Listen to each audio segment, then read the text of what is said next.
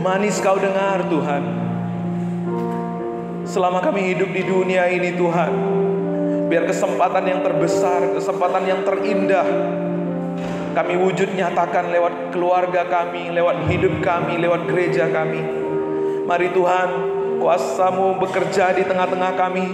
Roh Kudus-Mu yang kami peringati hari ini Tuhan, mengalir dengan dahsyat luar biasa. Hadirat-Mu memenuhi hidup kami Tuhan. Sebab kami tahu di mana Tuhan hadir, di sana ada mujizat. Di mana Tuhan hadir, di situ ada kebangkitan dan pemulihan serta kesembuhan. Biar Engkau hadir di tengah-tengah kami Tuhan, mengambil alih seluruh hidup kami. Sehingga ketika kami mendengar firman-Mu, firman-Mu Tuhan boleh menjadi bagian yang terbaik. Hati kami dikalibrasi, paradigma kami diobrak-abrik, dan hari demi hari kami memiliki hidup yang semakin selaras dengan kehendak Tuhan. Terlebih hamba-Mu ya Bapa yang penuh dengan kekurangan dan kelemahan, Engkau sembunyikan di belakang kayu salib-Mu ya Tuhan, supaya kebenaran, kuasa, dan kebesaran-Mu saja yang nyata di tengah-tengah kami. Terima kasih Tuhan, kami siap mendengar firman-Mu. Yang siap mendengar firman Tuhan bersama saya katakan amin. Silakan duduk. Boleh sapa samping kiri dan kanan kita. Katakan selamat hari Minggu yang diberkati.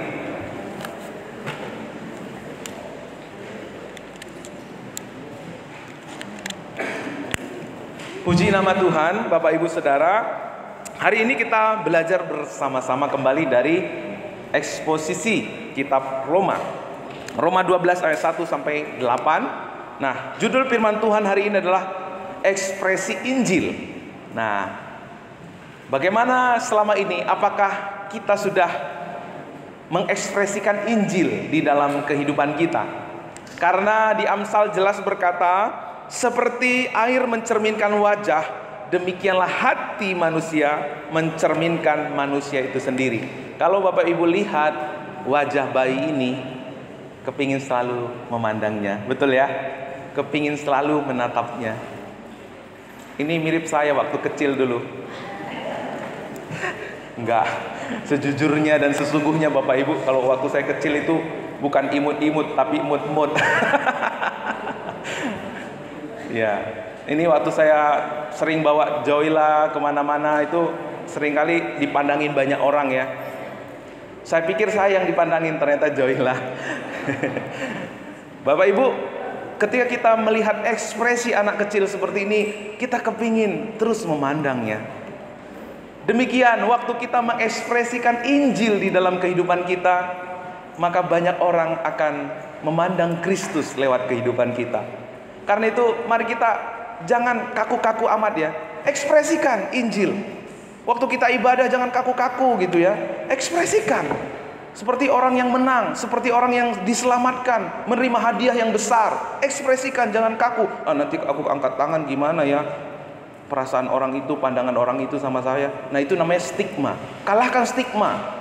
Ekspresikan, bebaskan rohmu, bebaskan dirimu untuk memuji, memuliakan nama Tuhan ya. Nah, kita lihat lebih lanjut. Ekspresi Injil apa itu?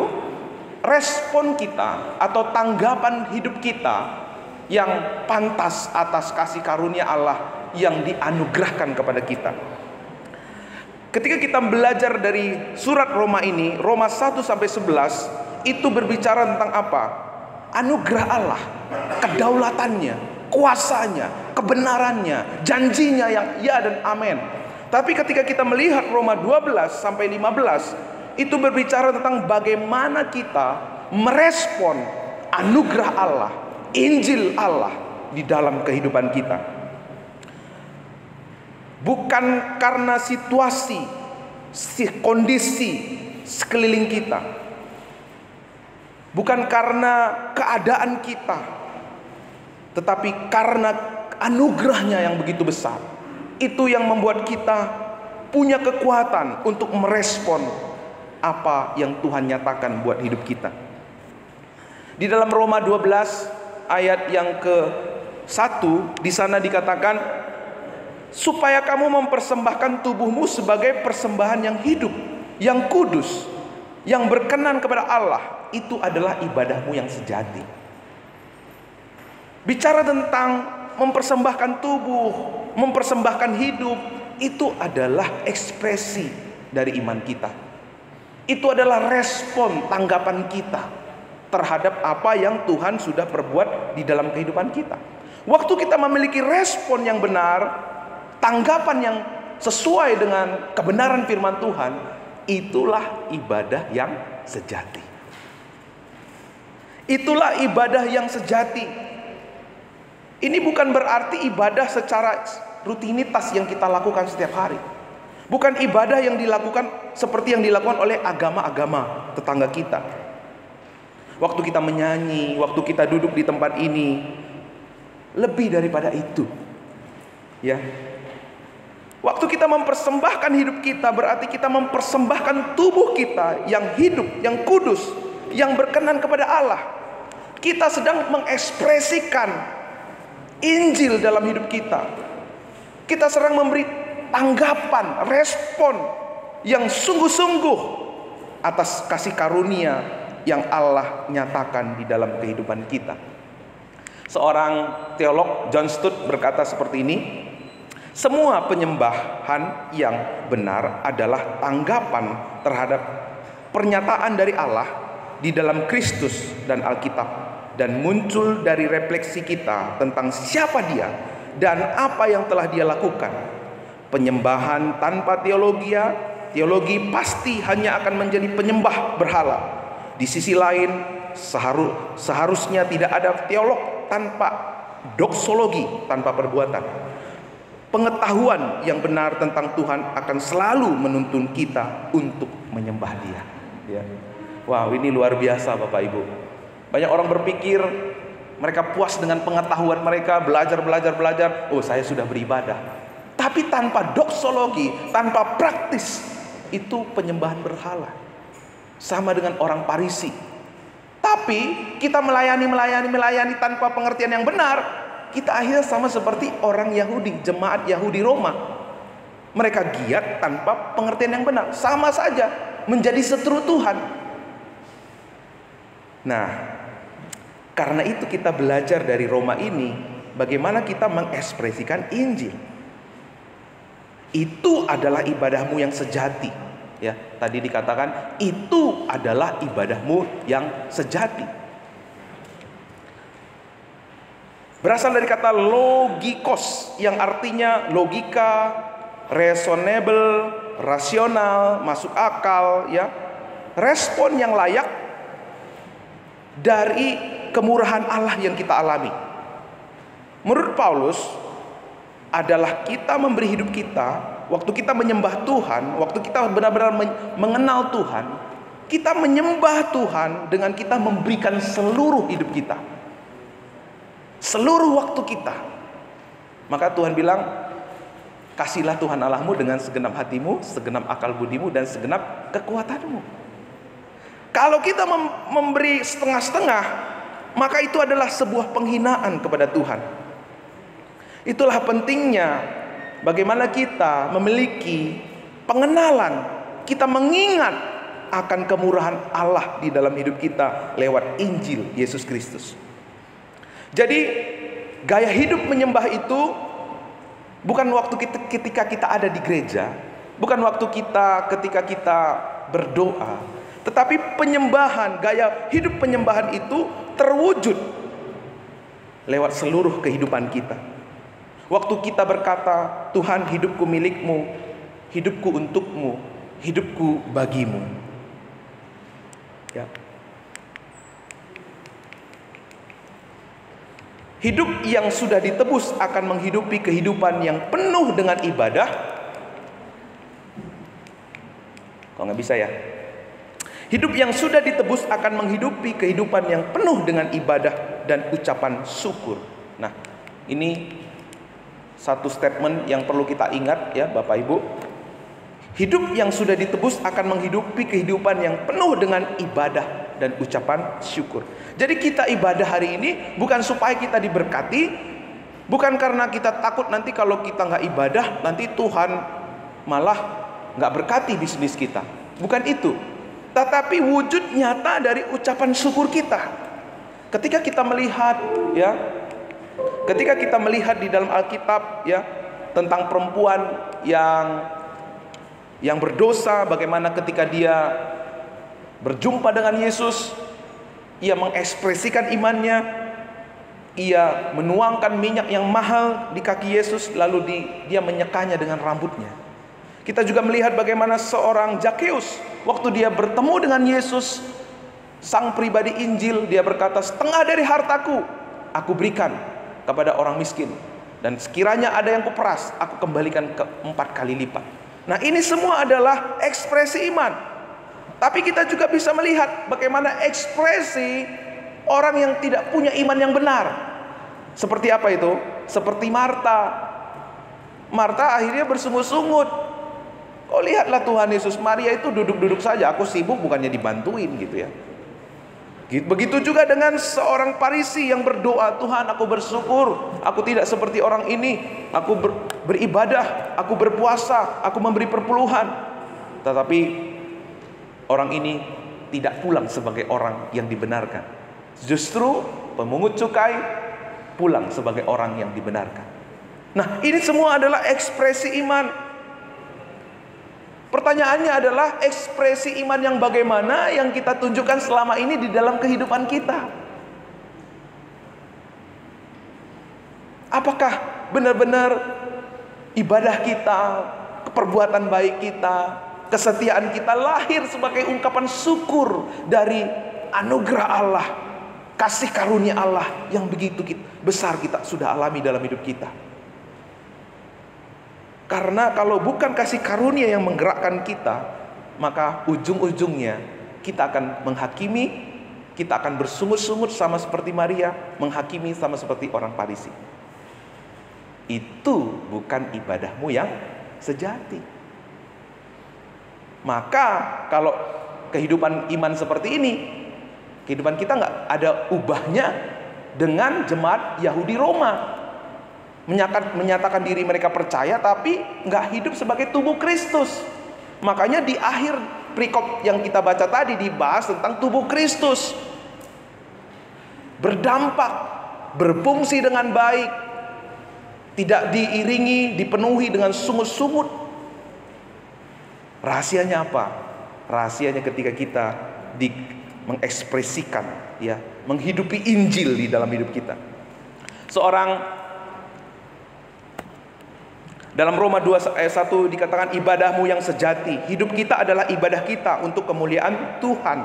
Ya, jadi waktu kita hidup untuk kemuliaan Tuhan itu adalah ibadah. Bukan hanya waktu kita di rumah berdoa dengan keluarga, bukan waktu kita di tempat ini beribadah bersama-sama, tapi hidup kita setiap waktu, setiap tempat, dimanapun kita berada, itu waktu kita punya hidup untuk kemuliaan Tuhan, itulah ibadah kita. Martin Luther pernah berkata seperti ini, bagaimana seorang tukang sepatu memberitakan Injil lewat sepatu-sepatu yang ia buat. Martin Luther berkata bukan membuatnya dengan menjahit salib di setiap sepatu yang dia buat, tetapi ketika sepatu-sepatu itu dibuat dengan sepatu yang terbaik, bukan semata-mata untuk dapat uang, bukan semata-mata untuk dapat kekayaan atau kebaikan, tetapi melakukannya dengan yang terbaik. Kapan kita melakukan sesuatu dengan yang terbaik? Waktu kita melakukannya untuk Tuhan. Waktu kita bekerja, waktu kita makan, waktu kita duduk, waktu kita berdiri, kita lakukan semuanya untuk Tuhan. Itu adalah ibadah kita. Jadi untuk melayani Tuhan itu memang tidak harus jadi pendeta. Untuk beribadah, memberikan ibadah yang sejati itu tidak harus menjadi penginjil. Tetapi sesungguhnya kalau kita memiliki ibadah yang sejati, maka kita pasti hidup sebagai penginjil, pemberita kabar baik, membawa terang kasih Tuhan, menjadi saksi Tuhan dimanapun kita berada. Jadi Bapak Ibu, bagaimana supaya kita memiliki kehidupan yang menjadi ibadah yang sejati? Nah, sebelum ke sana, di ayat 1a berkata seperti ini. Yuk kita baca sama-sama. 1, 2, 3 ya. Karena itu saudara-saudara, demi kemurahan Allah, aku menasihatkan kamu. Jadi, poin pertama supaya kita bisa memiliki ibadah yang sejati, poin yang pertama apa Bapak Ibu? Memiliki sudut pandang kemurahan Allah. Di sana ada kata therefore, ya. Lalu ada kata dalam bahasa Inggris in view of God mercy, ya. Di sini berarti apa? Ada suatu sense, ada suatu kesadaran bahwa penyembahan itu urgent, bahwa penyembahan itu penting di dalam kehidupan kita. Setiap kali kita diperhadapkan dengan perintah-perintah atau tanggung-tanggung jawab kita sebagai orang percaya, ingat kata therefore ini. Apa artinya? Apa maknanya kata therefore ini? Ini berkaitan dengan pasal sebelumnya. Apa pasal-pasal sebelumnya? Menceritakan tentang kemurahan Tuhan. Waktu kita diperhadapkan sebuah ketaatan, sebuah pelayanan, sebuah persembahan, kita harus melihat, kita harus memandangnya dari sudut pandang kemurahan Tuhan. Kita harus memiliki sudut pandang dari kemurahan Tuhan. Biarlah semua tindakan kita, ketaatan kita, pelayanan kita, persembahan kita dasarkan pada kemurahan Allah yang menjadi pondasi yang kokoh dalam kehidupan kita. Yuk baca sama-sama. 1, 2, 3 ya. Cara pandang menentukan cara hidup. Apa yang kita, dari sisi mana kita memandang sesuatu, maka dari situ kita menyimpulkan sesuatu. Dan dari situ kita melakukan sesuatu juga. Betapa penting kita memiliki sudut pandang yang benar.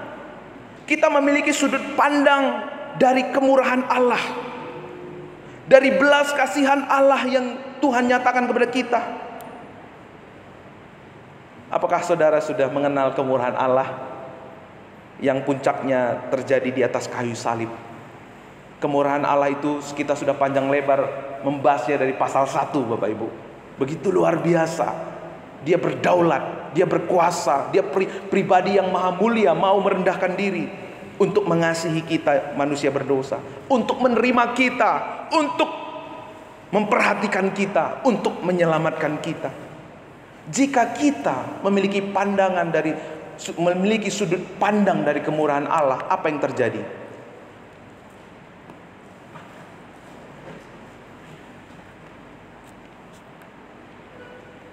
Dari sudut pandang kemurahannya, kita memiliki kekuatan di dalam hidup kita. Seperti ini ya Bapak Ibu, jika benar kita sudah menerima dengan iman akan kasih Allah, maka kasih siapa lagi yang kita dambakan di dunia ini? Jika kita menerima dengan iman akan penerimaan Allah, maka penerimaan siapa lagi yang kita dambakan dalam hidup kita? Akan perhatian Allah, maka penerimaan, jika benar sudah menerima dengan iman akan perhatian Allah, maka penerimaan siapa lagi yang kita dambakan dalam hidup ini? Jika benar kita sudah menerima dengan iman akan penghargaan Allah, maka penghargaan siapa lagi yang kita dambakan di dalam hidup ini? Satu hal yang perlu kita sadari dalam hidup kita, apa yang kita kejar, apa yang kita dambakan, menunjukkan apa yang kita sembah dalam hidup kita.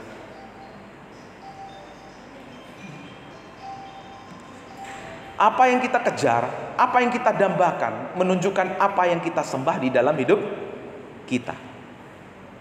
Manusia itu adalah makhluk penyembah. Kalau Bapak Ibu ke sudut manapun dunia ini, semua manusia itu punya kepercayaan, termasuk ateisme. Tapi kalau binatang, hewan, pernah lihat menyembah sesuatu? Pasti nggak pernah, karena mereka bukan makhluk menyembah. Apa yang kita dambakan selama ini, itu mengekspresikan apa yang kita percaya selama ini. Hal apa yang mendefinisikan harga diri kita selama ini? Apa saja yang harus kita kendalikan untuk merasa aman selama ini? Penerimaan siapa yang kita dambakan selama ini? Apa yang kita cari untuk menjadi kenyamanan kita selama ini? Itu semua menunjukkan apa yang kita sembah dalam hidup kita.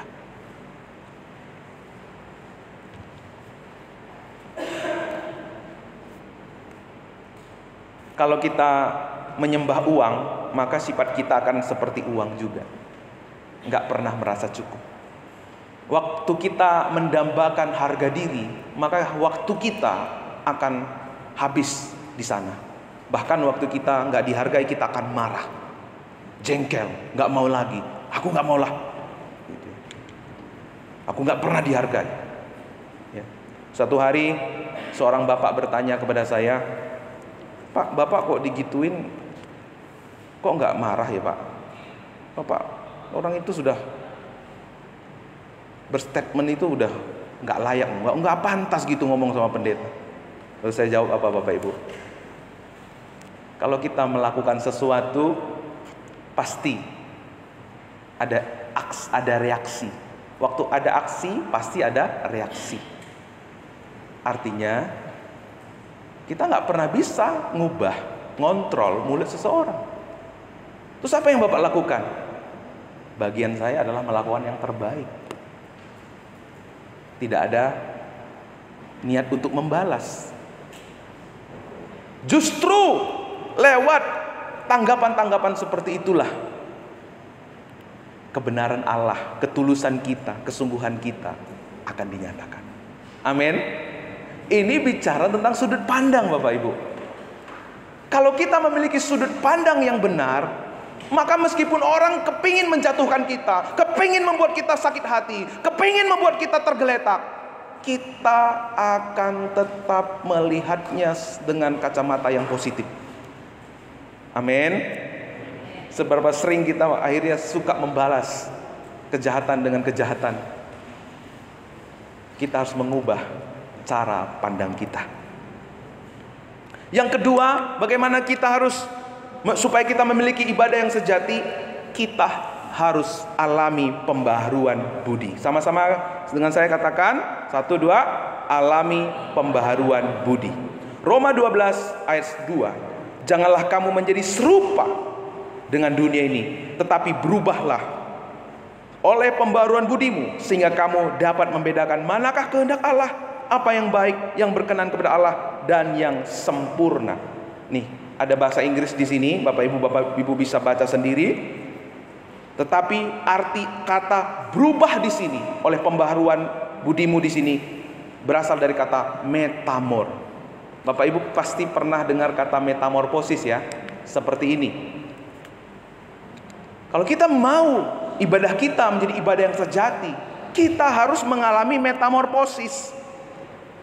Apa jadi kupu-kupu? Enggak, Bapak Ibu. Waktu Bapak Ibu melihat ulat, siapa di sini suka memegang ulat?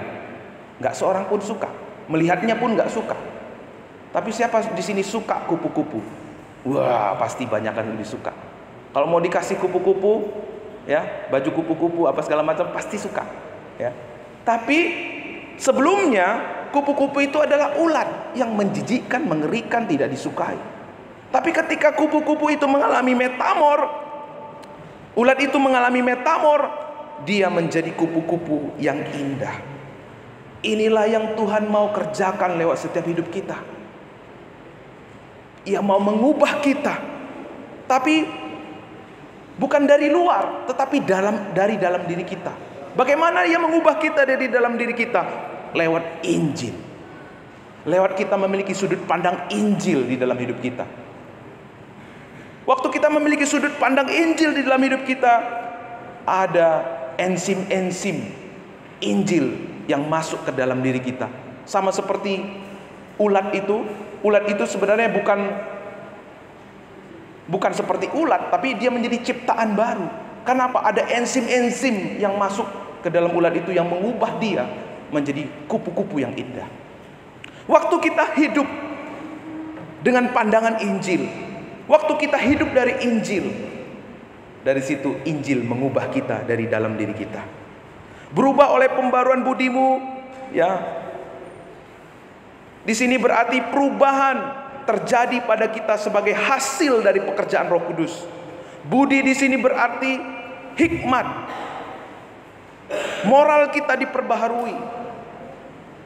Kata pembaruan budi merupakan bentuk present continuous, artinya terus-menerus terjadi dalam hidup kita. Jadi mulai sekarang Bapak Ibu jangan pernah lagi kritik orang. Baru percaya Yesus lalu kritik, kamu katanya udah percaya Yesus, hidupmu aja masih begitu. Kenapa? Karena orang itu butuh waktu untuk mengalami metamor dalam hidupnya. Karena mengubah hidup ini tidak mengubah seperti mengubah membalikkan tangan. Bukan berubah seperti kita menggigit cabai. Perlu proses. Supaya ia memiliki kehidupan yang sungguh-sungguh berubah, kita bantu dia untuk mengalami apa? Mengalami Injil, punya sudut pandang Injil. Kita bantu dia untuk mengalami metamor setiap hari. Jadi waktu kita hidup dengan Injil, kita akan diperbaharui hari demi hari, hari dari ke sehari. Ya. Dan waktu ada orang pemabuk masuk ke gereja, jangan kita tolak. Kamu ngapain kamu pemabuk-pemabuk masuk ke gereja? Jangan kayak gitu. Kita harus dampingi, rangkul dia. Supaya ia apa? Mengalami Injil. Supaya apa? Supaya dia mengalami metamor Injil di dalam kehidupannya. Tapi kalau Bapak Ibu tolak, jauhin, besok-besok nggak datang ke sini. Hatinya yang tadinya punya kesempatan untuk menerima Injil menjadi tertutup karena apa? Pengertian kita yang keliru. Nah, saudara, bagaimana cara kita memperbaharui akal budi kita dari apa yang kita dengar, dari apa yang kita hidup selama ini. Kalau kita hidup dari uang, kalau kita hidup untuk kebanggaan diri, kalau kita hidup untuk jabatan, harga diri, hobi, prestasi, maka kita tidak mungkin bisa mengekspresikan Injil lewat kehidupan kita. Dengar Injil, hiduplah oleh Injil. Dari sana kita menerima kekuatan Allah. Di dalamnya ada kelimpahan kasih karunia dan anugerah kebenaran, menjadikan kita hidup berkuasa atas kelemahan tubuh kita. Makanya dikatakan di dalam Roma 12 ayat 2. Sama-sama kita baca.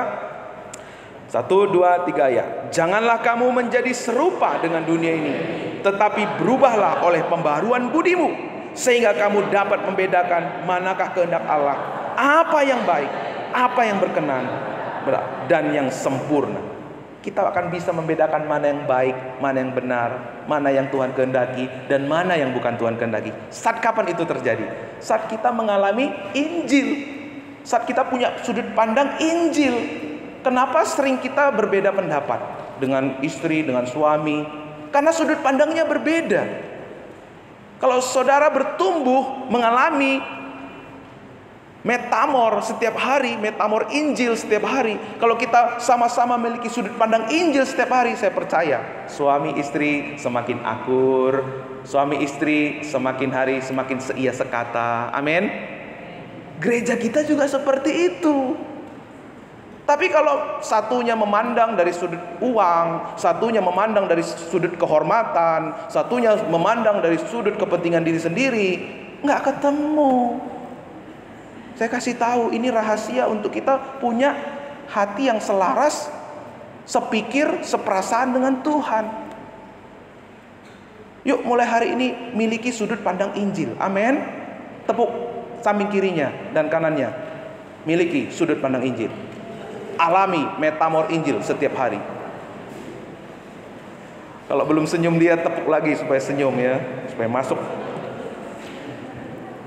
Perubahan, diperbaharui atau pembaruan budi di sini, ini proses renewal terjadi terus menerus hingga akhirnya membuat kita seperti Kristus, hingga akhirnya membuat kita serupa dengan gambarannya. Proses. Jika kita benar sudah menerima iman, jika benar sudah menerima dengan iman akan kasih Allah, bagaimana kamu bersikap kepada Allah dan sesamamu? Jadi Injil itu tidak bicara tentang boleh atau nggak boleh. Itu agama. Kalau agama selalu bicara, gak boleh makan ini, gak boleh kamu begitu. Itu agama, Bapak Ibu. Saudara bersyukur dikasih tahu ini. Saya baru ketemu beberapa waktu yang lalu, saudara. Berapa tahun yang lalu. Injil itu bukan agama. Kalau agama selalu bilang nggak boleh, apa-apa nggak boleh, akhirnya buat orang kaku. Nggak boleh, jadi kaku jadinya.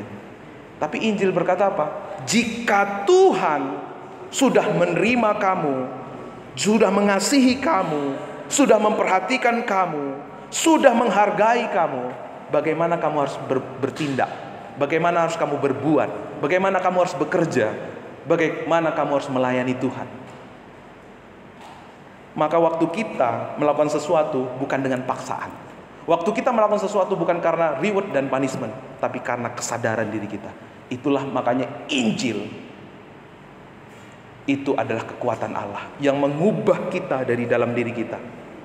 Kalau agama mengubah kita dari luar diri kita. Makanya semuanya palsu. Ekspresinya ekspresi palsu. Bapak Ibu pernah lihat, kenapa Bu? Sakit ya Bu? sakit. Nah itu nggak jujur orangnya. Katanya sakit tapi kok tersenyum. Iya nggak? Atau yang lain katanya bahagia tapi kok merengek-rengek gitu kan? Nggak mungkin, itu palsu. Nah kalau kita pakai yang palsu, kita capek dalam hidup ini, kita letih. Kenapa? Kita gunakan yang palsu. Coba Bapak Ibu pakai topeng seharian, pakai topeng di rumah, pasti nggak betah kan? Coba deh nanti pulang dari sini beli topeng ya, atau saya buatin topeng, pasti nggak betah.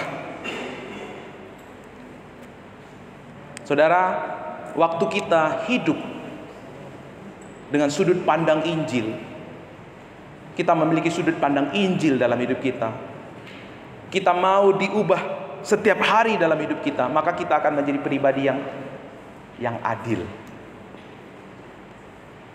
Ada pepatah orang Karo itu gini, ada Pak Keliat ya, nanti koreksi. Ibas idomwe pepasak-pasakmu. Apa artinya? Lihat di bawah. Ibas idomwe pepasak-pasakmu.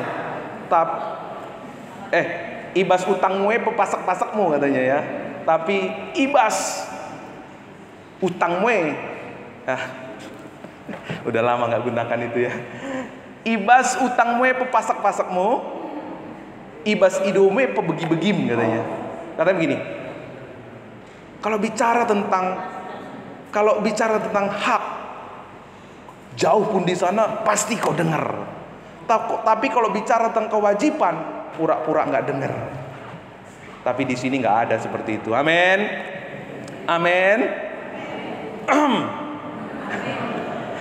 Nah, saudara, mari kita jadi pribadi yang adil, Bapak Ibu. Ada hak, ada tanggung jawab. Sebagai jemaat Tuhan, sebagai orang tua, sebagai anak, kita punya hak, punya tanggung jawab. Tapi waktu kita belum diperbaharui oleh Injil, kita pasti sukanya hak-hak terus. Kita mau melupakan tanggung jawab kita. Tetapi waktu saudara mengalami Injil, kedua-dua ini bisa setara. Nggak perlu di-warning, nggak perlu ditarik-tarik, nggak perlu didorong-dorong. Saudara punya kesadaran untuk melakukan tanggung jawab kewajiban. Amin. Jika Tuhan sudah menerimamu apa adanya, apa sikapmu dengan orang yang kurang erok? Apa sikap saudara terhadap mereka yang penuh kekurangan? Kalau orang dunia suka hanya berteman kepada orang yang banyak duitnya, ia bisa dapat untung dari orang itu. Tapi kalau saudara sudah diterima Tuhan, apakah pantas saudara hidup seperti itu? Hanya berteman sama orang yang, nanti aku dapat untung lah kalau berteman sama dia. Nah saudara, kalau saudara hidup seperti orang dunia ini, maka nanti di ayat 2 itu, kamu serupa dengan dunia ini, nggak ada kuasanya, ya. Kita nggak ada bedanya. Kita sedang bertindak dengan tidak adil. Kita sudah menerima berkat yang begitu luar biasa dari Tuhan, kita diterima sama Tuhan, tapi kita pilih-pilih teman. Kadang-kadang yang bajunya jelek kita nggak mau sapa gitu ya.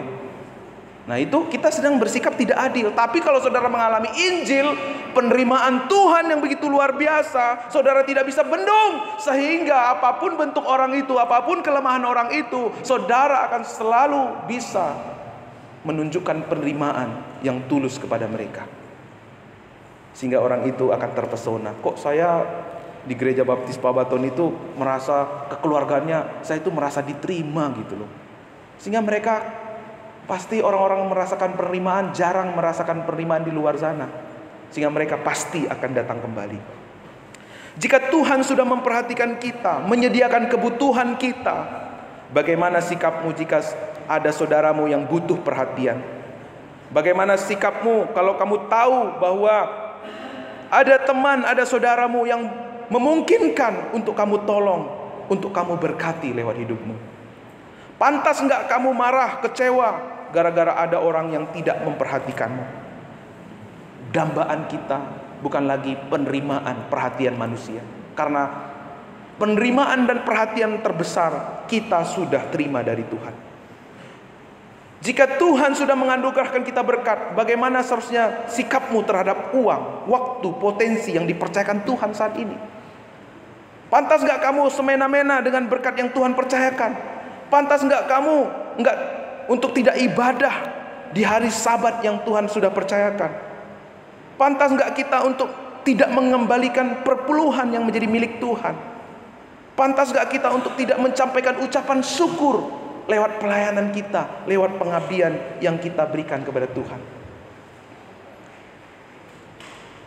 Ya, saya harus menginformasikan, saya terima informasi dari bendahara, gereja kita cuma 20 orang yang setia memberi perpuluhan tiap bulannya.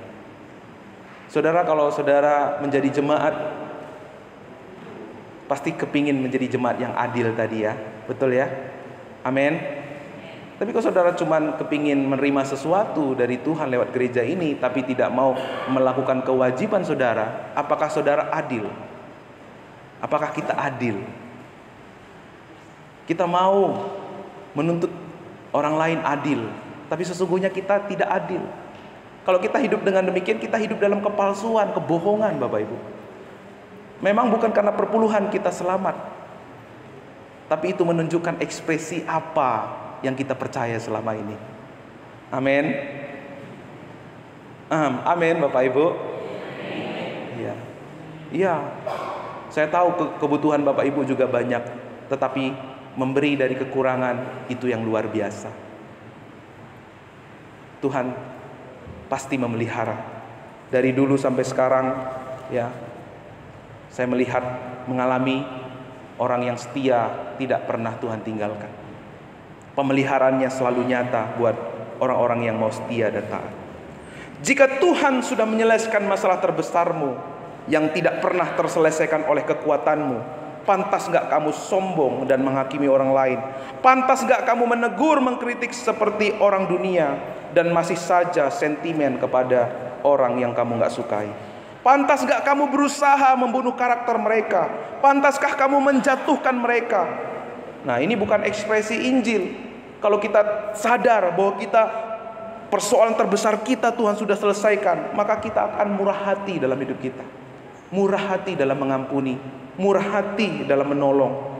Jika Tuhan sudah memberi tanah yang luas buat gereja kita, saudara bersyukur nggak buat gereja baptis Pabaton di BPD Jabatara itu punya tanah terluas di BPD Jabatara? Bersyukur nggak? Pantas nggak kita untuk tidak merawatnya? Pantas nggak kita untuk tidak mensyukurinya? Kira-kira kalau kita masuk ke gereja ini, Bapak Ibu sudah merasakan aura Injil nggak? Dari pagarnya, dari catnya, dari bangku-bangkunya. Saya harap kita terus memperhatikan ini. Sudahkah wajah gereja kita mengekspresikan rasa syukur kita, Injil yang kita alami?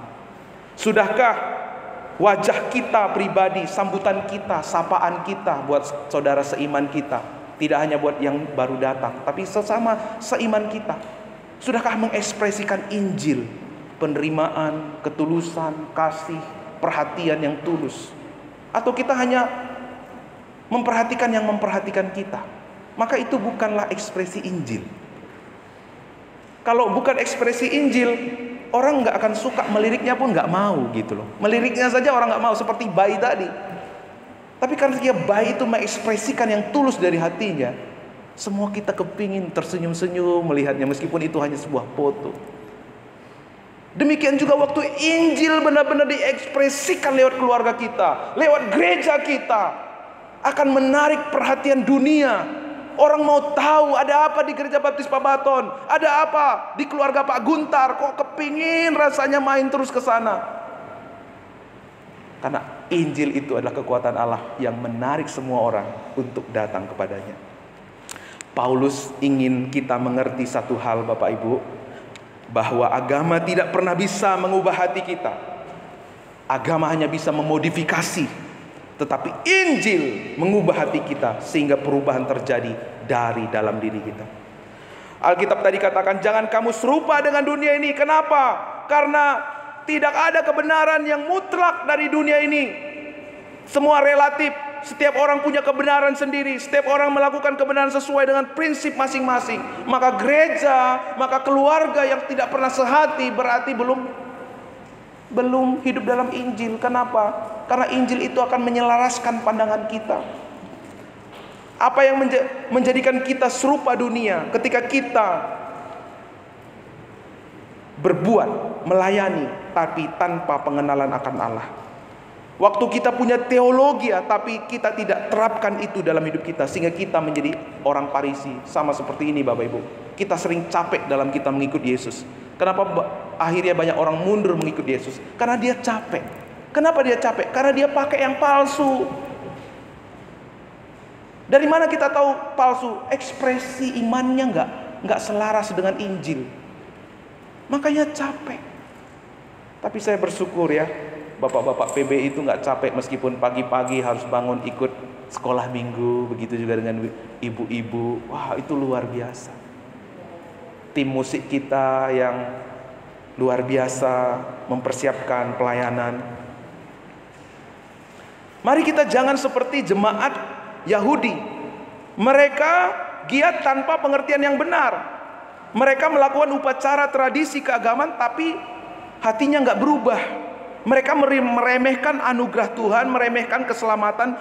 Mereka kompromi. Mereka hanya ibadah mereka itu hanya live service, kegiatan mereka tanpa sungguh-sungguh mengasihi Tuhan. Akhirnya yang mereka banggakan adalah perbuatan mereka, bukan perbuatan Tuhan. Ya, semuanya pelayanan mereka, semua mereka lakukan dengan maksud tujuan dari diri mereka. Ini menunjukkan bahwa ekspresi iman yang tidak selaras dengan Injil. Jangan sampai kita suka berdoa, suka berbuat baik, suka melayani, tapi tanpa hati yang mengasihi Tuhan, tanpa hati yang dibaharui oleh Injil. Nah, makanya Bapak Ibu, kalau kita melayani dengan cara demikian, tong kosong nyaring bunyinya katanya. Nah, kalau Bapak Ibu lihat ayat 3 sampai seterusnya, di situ akan ada tetap tinggi hati, keegoisan, tidak bisa menguasai diri. Ini kehidupan seperti ini tidak bisa mengekspresikan Injil, sehingga tubuh Kristus tidak akan berfungsi. Tapi waktu kita kembali kepada Injil, maka hati kita akan selaras dengan Tuhan. Yuk kita baca terakhir ini, 1, 2, 3 ya. Pelayanan bisa terjadi tanpa pengenalan yang benar akan Tuhan, tetapi pengenalan akan Tuhan yang benar sesungguhnya pasti akan menghasilkan pelayan yang tulus. Mari kita tunduk kepala.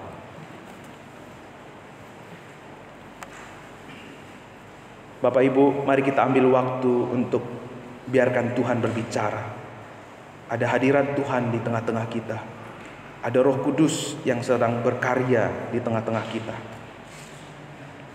Ketika saudara disakiti,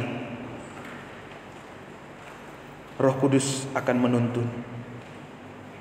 Ketika di waktu-waktu yang lalu saudara disakiti, dilukai, dikecewakan, saat ini mari rasakan tuntunan Roh Kudus.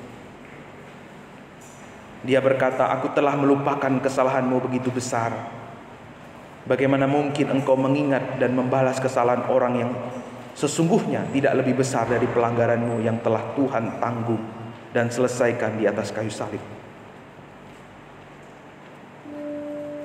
Maukah saudara berkata kepada Tuhan, Tuhan mampukan aku Tuhan untuk mengampuni, menyatakan kasih-Mu yang besar, meskipun aku dilukai, meskipun aku dikecewakan.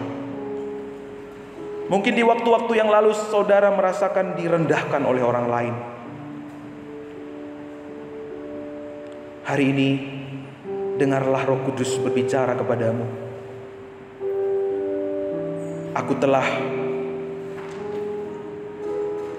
Tuhan berkata, akulah harga dirimu anakku. Aku yang membayar lunas semua dosa-dosamu, berserta dengan denda-dendanya. Bagaimana mungkin damai sejahteramu hilang hanya karena ada segelintir orang yang merendahkanmu? Maukah saudara berkata, Tuhan mampukan aku untuk menyatakan kasih dan kebesaran-Mu walau aku direndahkan.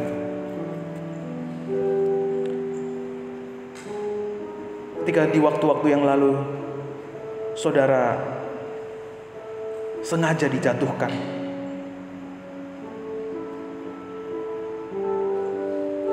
saudara kecewa karena kegagalan saudara, karena dosa-dosa saudara.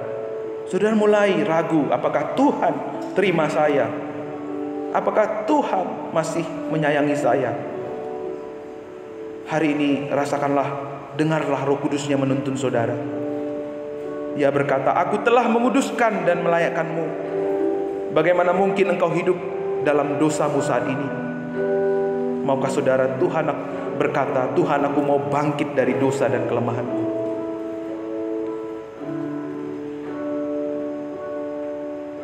Mungkin di waktu-waktu yang lalu saudara melakukan kesalahan, saudara tidak setia, saudara tidak mau taat, saudara mementingkan diri saudara sendiri. Hari ini Tuhan berbicara kepada kita semua. Aku telah menguduskan engkau. Aku telah menyucikan engkau dengan darahku. Pantaskah kamu masih bermain dengan dosa?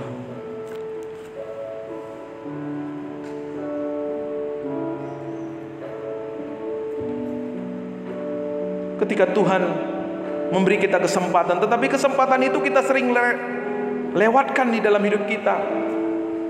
Kita masih berpikir ada kok orang lain, ada kok besok lagi punya waktu yang sama. Kalau itu saudara, dengarlah tuntunan Roh Kudus hari ini. Bapa telah memberikan segalanya kepadamu. Bagaimana mungkin engkau berleha-leha dalam hidupmu? Jadi orang Kristen yang pasif, hidup untuk diri sendiri. Dan maukah saudara berkata, Tuhan pimpinlah aku, bawalah aku mengenal-Mu lebih dalam lagi. Mampukan aku menyatakan kehendak-Mu dan rencana-Mu dalam hidupku. Penuhi aku dengan Roh-Mu, biar aku hidup menggenapi panggilan-Mu di dalam kehidupanku.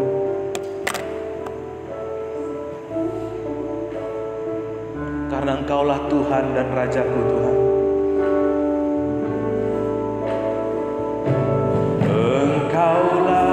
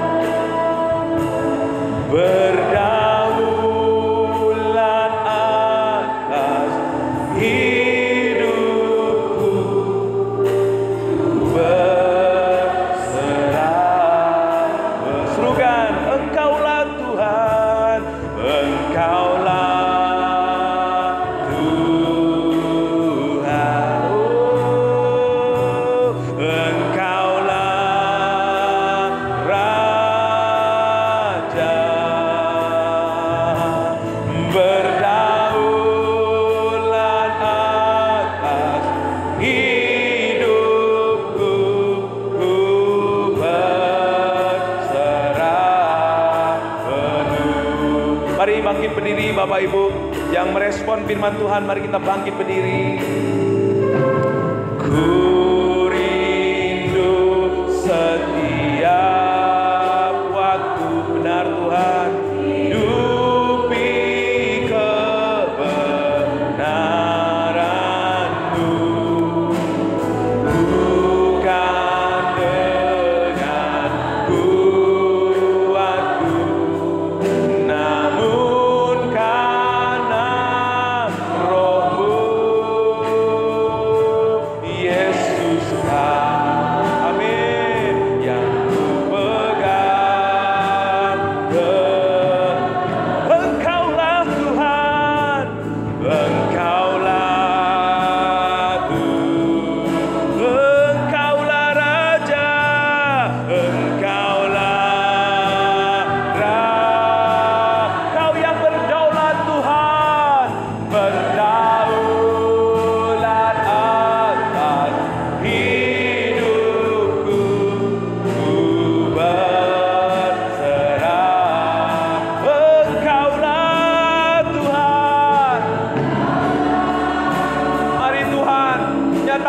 kedaulatan-Mu bagi setiap kami.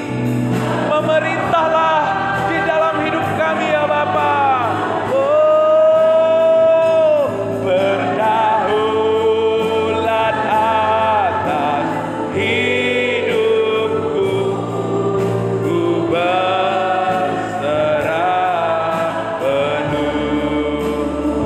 Tuhan, hamba-Mu sudah selesai menyampaikan firman-Mu. Roh Kudus-Mu yang menyempurnakan dalam seluruh kehidupan kami masing-masing. Biar kami pulang dengan hati yang diubahkan oleh Injil-Mu. Kami mengalami metamor Injil dalam hidup kami. Kami memiliki sudut pandang Kristus setiap hari dalam hidup kami ya Tuhan. Biarlah apa yang hamba-Mu sampaikan Tuhan disempurnakan oleh Roh Kudus-Mu. Tidak hanya untuk kami dengar, tidak hanya untuk kami ketahui, tapi untuk kami lakukan dalam hidup kami. Hari demi hari ekspresi Injil makin dirasakan oleh banyak orang lewat gereja kami, lewat keluarga kami, lewat kehidupan kami ya Tuhan. Engkau yang campur tangan, Engkau yang menyempurnakan seluruh hidup kami ya Bapa, sehingga hari demi hari kami menjadi umat yang hanya menyenangkan hati Tuhan.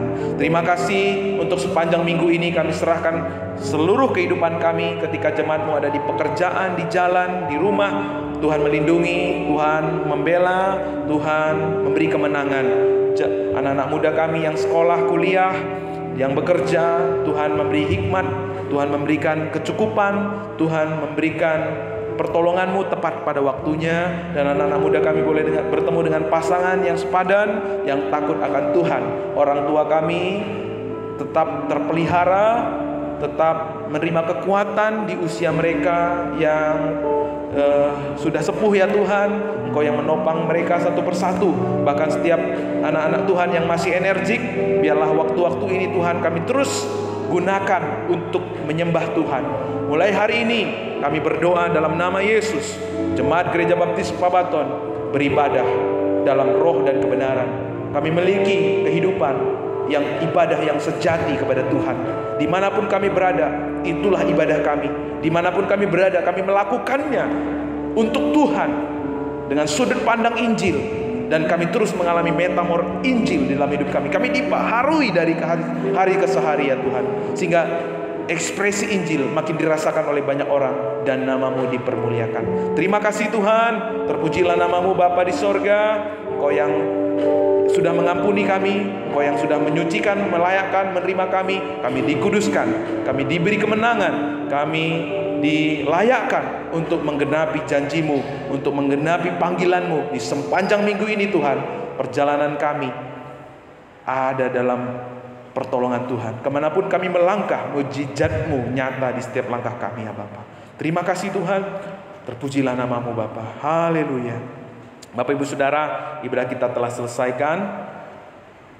Mari kita arahkan hati kita, pandang salib Kristus, dan tengadahkan tangan kita. Terimalah berkat dari Tuhan. Kasih karunia dan anugerah kebenarannya melingkupi seluruh kehidupan umat Tuhan di tempat ini. Pulanglah dengan semangat yang baru. Pulanglah dengan pandangan Injil. Pulanglah dengan hati yang dibaharui oleh Injil setiap hari. Rahmat-Nya selalu baru dalam hidupmu. Kekuatan-Nya selalu nyata di setiap napasmu. Pulanglah, jadilah saksi. Pulanglah dengan damai sejahtera. Pulanglah dengan sukacita yang mengalir dari tempat yang maha tinggi, memenuhi seluruh hidup kita dari hari ini, esok, dan sampai selama-lamanya. Haleluya. Amin.